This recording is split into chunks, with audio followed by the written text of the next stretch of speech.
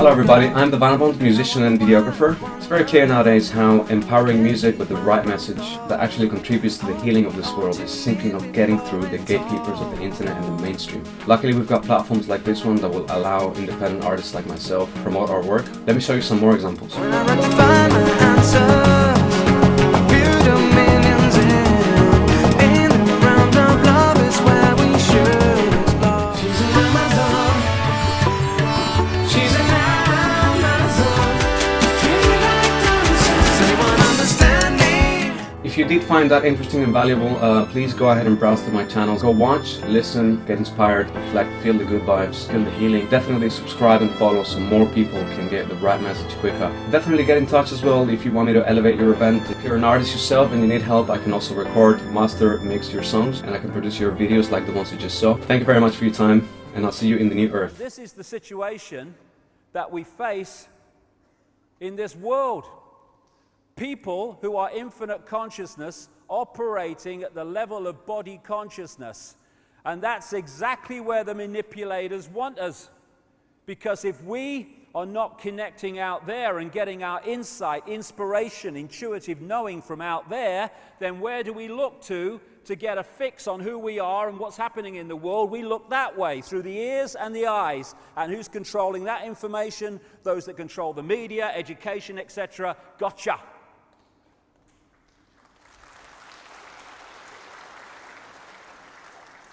The body, I call it a genetic spacesuit. And it's kind of funny. You know, if you were on the moon with someone and an astronaut started thinking he was his spacesuit, I mean, crikey, can you imagine? Hey, Houston, we got a problem. Bill thinks he's his spacesuit. He's bloody mad because he's not his spacesuit. Yeah, but we think we're our spacesuit. And what would there be in that situation on the moon? There would be chaos. Well, that's why there's chaos here, because we believe we're our spacesuit. That's what makes racism so insane. It's like saying, oh, I'm better than you because my spacesuit's different color. Bloody ridiculous.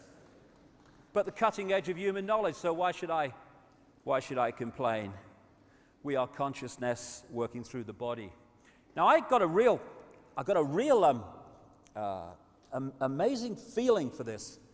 About 2 years ago, just before I last spoke here, when my mother died, Barbara, and I went along to the funeral, obviously, and my brother had organized it, and he said to me, do you want to come and see your mum while in the mortuary or at the funeral parlor? And my immediate reaction was, no, I remember as she was, because it's just a body anyway. But something said, no, go. And for some reason in my life, I've never come across, the first time I've seen a dead body was my mother. And I turn up and I walk in this room and there's this body in this coffin, this open coffin. And I know it sounds ridiculous, but it was dead. There was no bloody life there whatsoever. Dead, unbelievably dead, took me aback dead.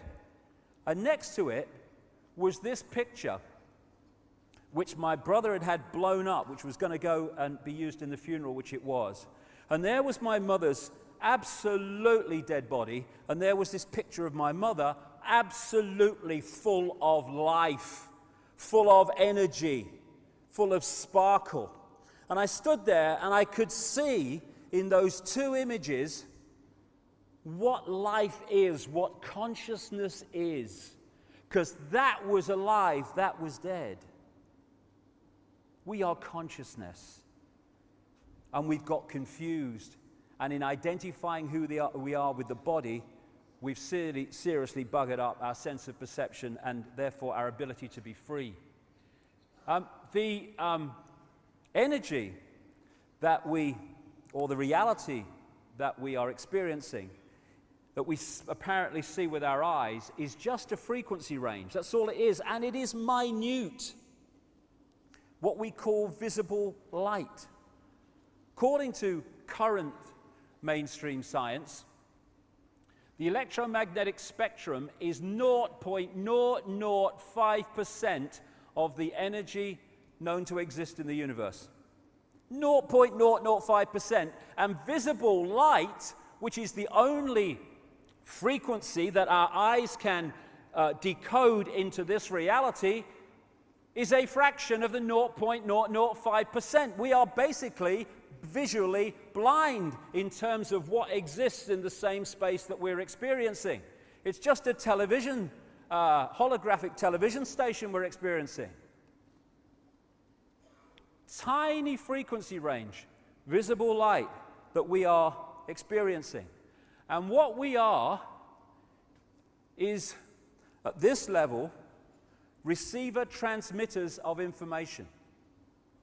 And the range of frequencies that we are accessing decides the range and perception and awareness of reality that we experience. So the more you can close down the range of frequencies that we are accessing, the more you close down the perception and the sense of infinity of the people you are targeting. The body is a biological computer.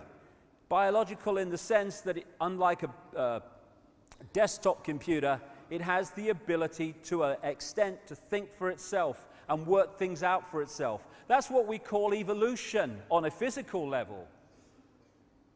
The computer is constantly receiving information, vibrational information from its environment, and it is reacting to that. It does it all the time. If we go into a place where it's cold, it will react to that. Where it's hot, it will react to that.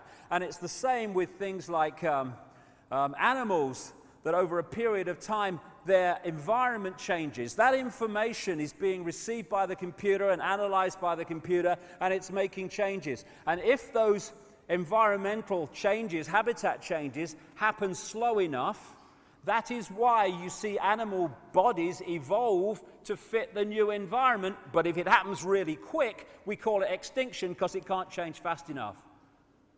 It's a computer working. And we are receiving vibrational information which we're decoding into this reality. Get into that more shortly.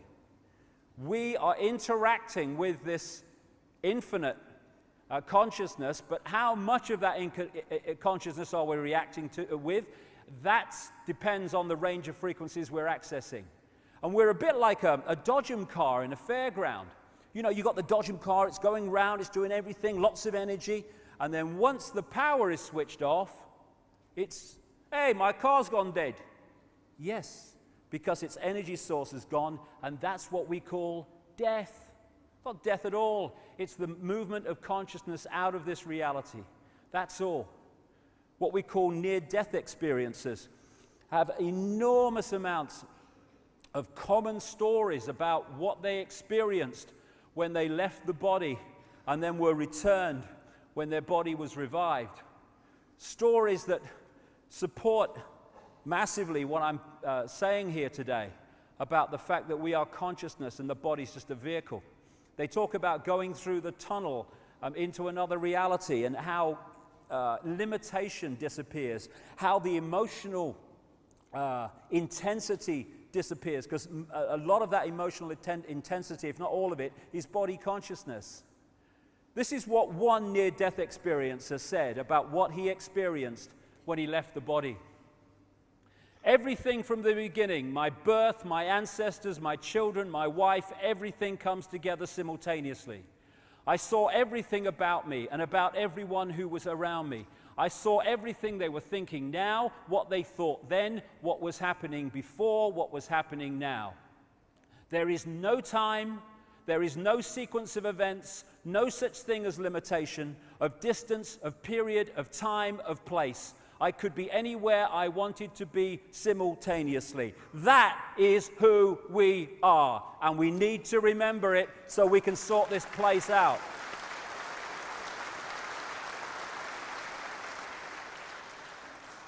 What do you mean there's no time? That's stupid. Oh, right. So, manufactured time is on my wrist. If I cross a certain invisible point in the world, I enter yesterday or tomorrow. Ridiculous. It's a decoding illusion, time and sequence. As William Blake said, to see a world in a grain of sand and heaven in a wild flower, hold infinity in the palm of your hand and eternity in an hour. Everything is everything else happening at the same time. It's a decoding process. If you are watching a film, movie on a DVD on the telly, where you are in the movie, you think is the present. The scenes in the movie you just left or watched is your past, and the scenes you've not seen yet are your future. But all of them still exist in the same moment that you're experiencing what you perceive to be the present. And if you run back, bingo, you're in the past. You run forward, you're in the future. No, you're in the same now. As H.M. Tomlinson said, we see things not as they are, but as we are, because as we are decides how we decode reality. And this conspiracy might play out as banking scams and political scams. Yes, it does, and we should know that. But this conspiracy is about manipulating our sense of who we are so we decode what they want us to experience. And what that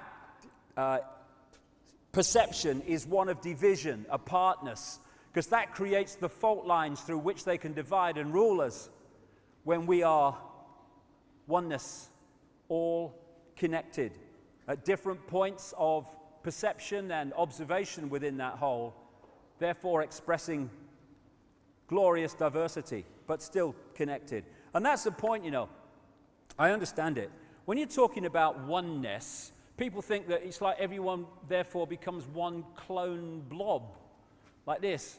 I'm oneness and also am I, oh yeah. What is oneness? What is this oneness I'm talking about? It is all possibility.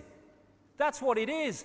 It is everything that has, is, or ever will be there to be experienced.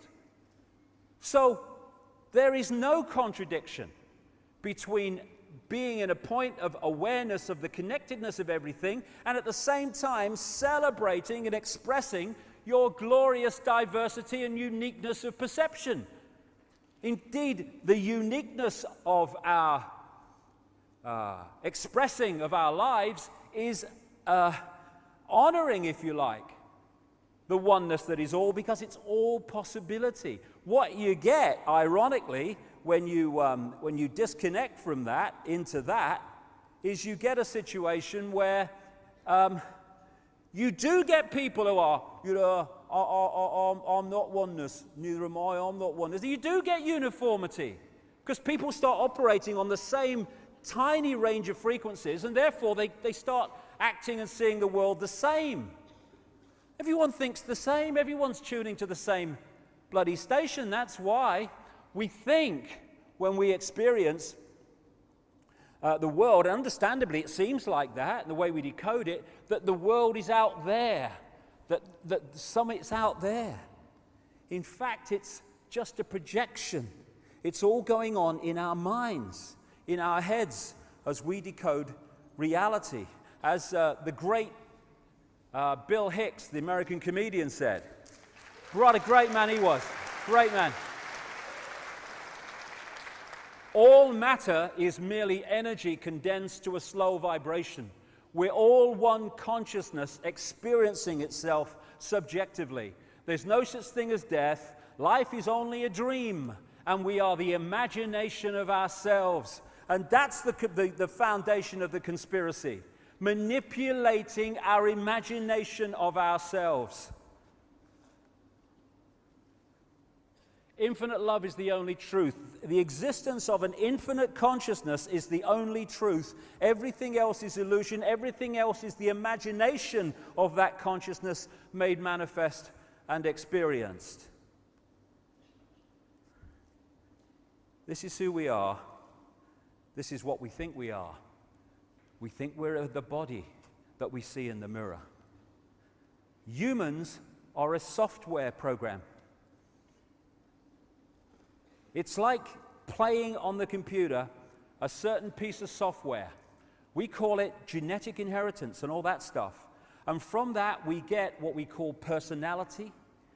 We get all the other genetic traits, and we think they're who we are. It's a software program. Cultures, different cultures, they're software programs. Nothing wrong with them. Love them, experience them. Illusions only control you when you think they're real. When you know they're illusions, play with them, have a laugh. But they're software programs. We're not human. That's our experience. It's not who we are. Even my body's the same. Even mine. Lost a bit of weight, you know. Been off the booze for 3 months, that's why. This is an article in the San Francisco Chronicle. DNA is a universal software code. From bacteria to humans, the basic instructions for life are written with the same language. Even the cutting edge of mainstream science is now beginning to turn its mind to the fact that this is a computer, and this may well be a illusory, almost computer game. If you look at the codes that make up DNA, A, C, G, and T, or in my case, G and T, G and T, G and T. Oh, no, give it up. I gave it up 3 months ago, sorry. These 4 codes, depending on where they are in relationship to each other, decide so many things. They decide if your body's a mouse or if it's a human. And the difference in the coding compared with the difference in how it expresses itself in the different physical form is minimal. And if you look at those codes in the Matrix movies, very, very similar, because the principle of that movie is correct. On one level, we are a digital, energetic construct operating beyond human sight. And the reason now they're talking about what they call human-computer interface, where they can get the computer to be worked by the brain without any movement of the hands, is very, very simple. They're connecting 2 computers. One immensely, staggeringly more advanced than the other, but still the basically same principle. What they don't tell us is that's how it is. When you look at the human body from a point of view of a computer, it ticks almost every box. Well, it does tick every box I've come across so far. When the computer has a virus and it gets out of control and eventually it won't switch on, what do we say? My computer's dead. Why? Because it cannot connect to its energy source. What do we say when people die? We say the body's dead, the computer's dead, the energy source is left. That's why. We talk about putting computers into sleep mode, where they just tick over and slow down and shut down to a very large extent. So do we. Then we've got Norton antivirus and all these other antivirus technologies. And what do? They are programmed to attack viruses and threats to the body, to the PC computer, desktop computer's functional system. We've got a Norton antivirus. We call it the human immune system. Does the same basic principle because it's a computer. This is a picture, an enhanced version of a picture taken at the Necker Hospital in a research process in Paris. And this is a motherboard. That is the motherboard of the body computer. And that's the system, the meridian system, the circuit board, that acupuncture and other alternative forms of healing work on. Why? Because this chi energy, as the Chinese call it, going around the body and these lines is information passing around the computer, just like information passes around the desktop computer. And they found in their experiments that when this energy is moving too slowly compared to optimum, the body starts to show signs of dis-ease and disharmony. Why? Because the information going around the body and being processed is being processed too slowly for optimum health. What do we say when we got a virus in our computer on the desk? My computer's bloody slow today. Same thing. And the acupuncture needles and other forms of Chinese acupuncture healing are there to reharmonize the flow of this energy so the information's passing around to optimum and we become well again. Then you've got the brain. The so-called brain of the computer, as they call it, is the central processing unit, the CPU. The brain of the body is the CPU of the body computer. It's the main processor of information, receiving and sending out. And it's decoding information all the time, and therefore creating our reality. The DNA and the genetic structure is like the hard drive. And the hard drive is passed on through what we call procreation, which is like, on a computer level, two hard drives fusing to create another hard drive, which is a combination of the two. And together, the genetic structure and the auric field make up body consciousness, which has There's a lot of things that I've said over the years which were perceived to be crazy, and then suddenly they start to move mainstream.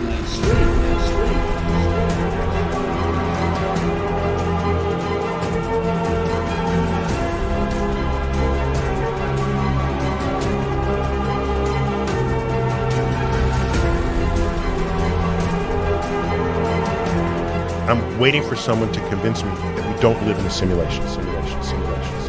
What is real? How do you define real? If you're talking about what you can feel, what you can smell, taste and see, then real is simply electrical signals interpreted by your brain. What if all you ever knew was a lie?